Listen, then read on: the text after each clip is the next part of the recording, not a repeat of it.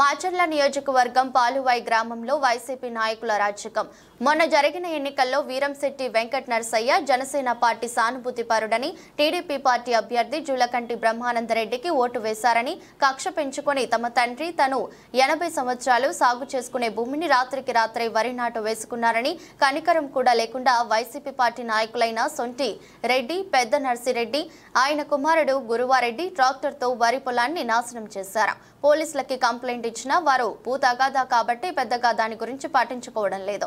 గ్రామంలో వైసీపీ పార్టీకి సంబంధించిన రెడ్ల సామ్రాజ్యం ఎక్కువ ఉండటంతో అతను ఏమీ చేయలేక నేను కాపు కులంలో పుట్టడం నేరమా, ఎన్డీఏ కూటమికి ఓటు వేయడమే నా తప్ప అని ఆయన భార్య ఆయన రోధిస్తున్నారు. అదేమిటని కొంతమంది పెద్దలు మాట్లాడితే అది R&B ప్లేస్ అని, దానికి పట్టా లేదని, మా భూమికి అడ్డుగా ఉందని సాకులు చెప్తున్నారు. కొంతమందికేమో మా పార్టీకి సపోర్ట్ చేయకపోతే ఎవరి పరిస్థితి అయినా ఇంతే ఉంటుందని బెదిరిస్తున్నారు. తక్షణం మాచర్ల ఎమ్మెల్యే గారైన జూలకంటి బ్రహ్మానందరెడ్డి కలగజేసుకుని బాధితులకు తగిన న్యాయం చేయాలని జనసేన పార్టీ కోరుతున్నారు.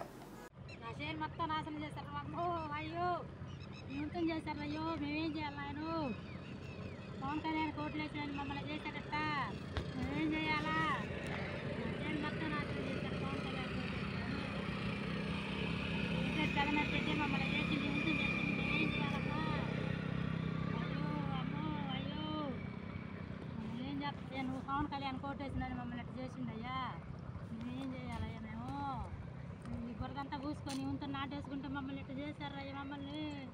మేమేం చేయాలయ్యా?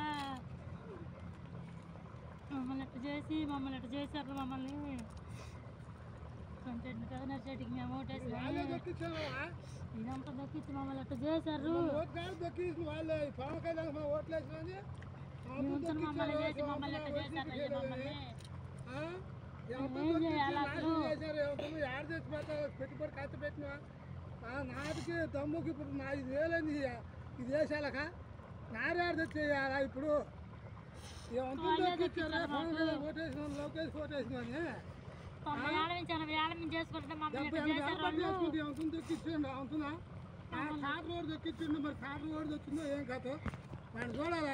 ఓరో మరి చేది అవుతుంది దక్కించి నాశనం చేశారు. యాడ తెచ్చి కట్టాలి? మనం పిల్లలు సాగుబుట్లను కట్టాలా? యాడ తెచ్చి కట్టాలా? కొత్త కొట్టే ఏమవుతుందా? మేమవుతాం